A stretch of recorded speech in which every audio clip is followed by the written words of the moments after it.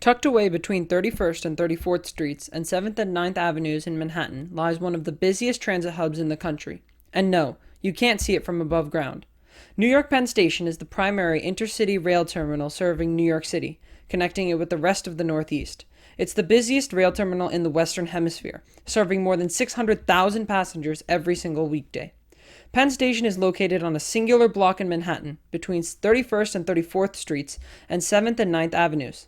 It's under the world-famous Madison Square Garden venue. In fact, most of the station was underground for a long time.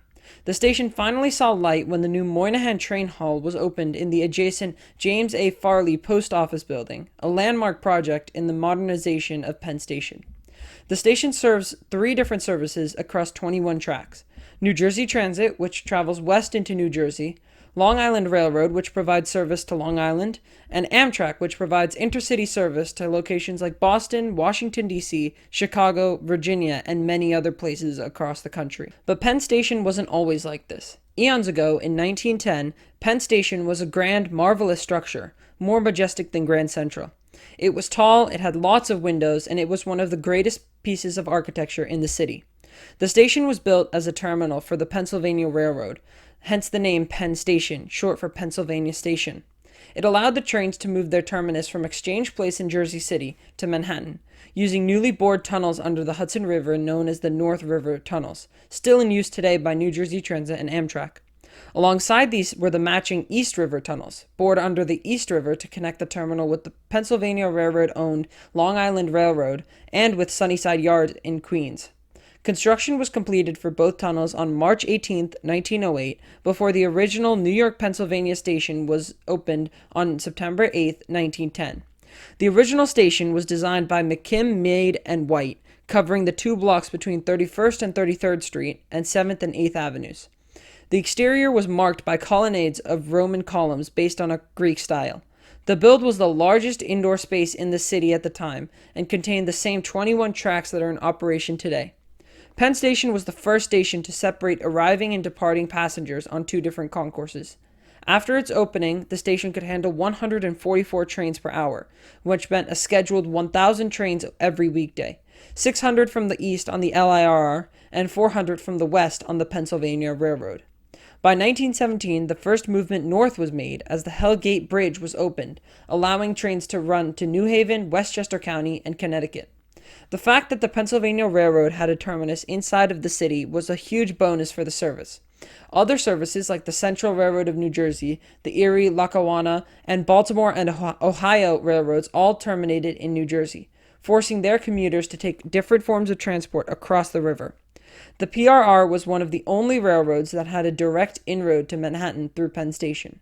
Over the next few decades, Penn Station concourses were expanded to increase its capacity, and connections were made with the New York City subway stations at 7th and 8th Avenues. For a while, it just seemed like the station would stay forever. The ridership numbers kept going up. But when World War II came by, the station began to decline. The introduction of the interstate highway system, coupled with the beginning of the jet age, drew people out of trains and into cars and planes. The iconic pink granite exterior of the station began to turn gray, covered with grime.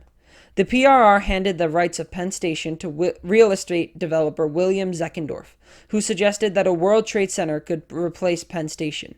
This never went through, though. In 1962, plans were made for the new Madison Square Garden to replace Penn Station, announced by Irving Mitchell Felt, the president of the company that purchased the air rights to Penn Station. In exchange for the rights, the PRR would get a new, air-conditioned, smaller station below street level, right under the MSG complex. Despite large public opposition to the demolition, the New York City Department of City Planning voted in 1963 to begin demolition. Under the leadership of PRR President Stuart Saunders, demolition of the above-ground station began on 1963 before Madison Square Garden fully replaced it in 1968. The demolition of the station caused outrage internationally, especially among architects. The demolition was a catalyst for the architectural preservation movement in the U.S., and within a decade, Grand Central Terminal was protected from demolition under the city's Landmark Preservation Act. Post-1968, Penn Station was moved underground, consisting of 3 levels, 2 concourses on the upper levels, and train platforms on the lowest level. Over the following decades, renovations began to add service and concourse space. The West End Concourse opened in 1986 under 8th Avenue. In 1991, the opening of the Empire Connection, also known as the West Side Line, allowed Amtrak to consolidate all of its trains to Penn Station instead of Grand Central Terminal. This was a legacy of the two stations' routes in separate railroads, the PRR and the New York Central Railroad, both of which gave their passenger operations away to the government-backed Amtrak. Despite the numerous modest renovations, many travelers continued to criticize the station, calling it reveled, dysfunctional, and a low-ceilinged catacomb lacking charm, especially when compared to the Grand Central Terminal. By the 2010s, the station operated at almost 3 times its intended capacity, making it constantly overcrowded and heavily prone to delays. The greatest news to hear is that changes have been made and will continue to be made to New York Penn Station. The first big change to the station was the purchasing of the interior of the James A. Farley Post Office Building, a historic building which happens to be directly over tracks 5 to 21 of Penn Station. The first phase of the restoration project saw a new passageway open, named the West End Concourse, with access to tracks 17 to 21, primarily for Long Island Railroad customers, as well as entrances to Penn Station through the Farley Building. This was completed in June 2017, marking the start of a phase of improvements to an aging Penn Station. The second phase, and the more impactful one, was the construction of a new train hall within the fully renovated Farley Building. Called the Daniel P. Moynihan Train Hall, it is a 200,000 square foot hall within the Farley Building, named after Senator Moynihan, who had heavily advocated for the addition of a new train hall in order to bring glory back to Penn Station. The train hall cost up to $1.6 billion and was completed in December of 2020.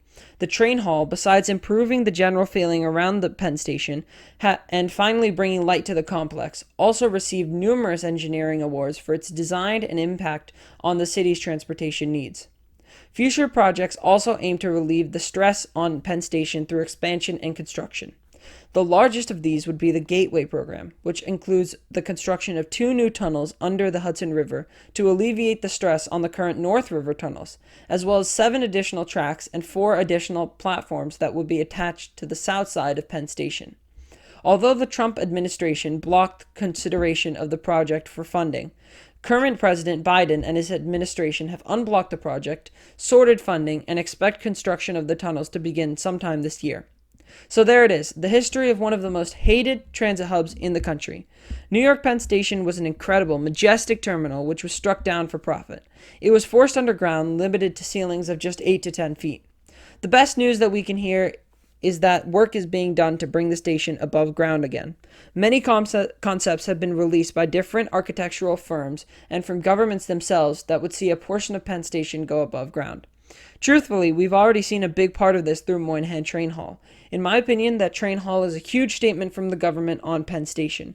The design and location of the hall is perfect and brings out a part of the best of Penn Station once again, a part that we hadn't seen in decades. I hope you enjoyed watching this video. If you did, make sure to subscribe to the channel. Comment down below any potential ideas you'd like to see. Thank you for watching.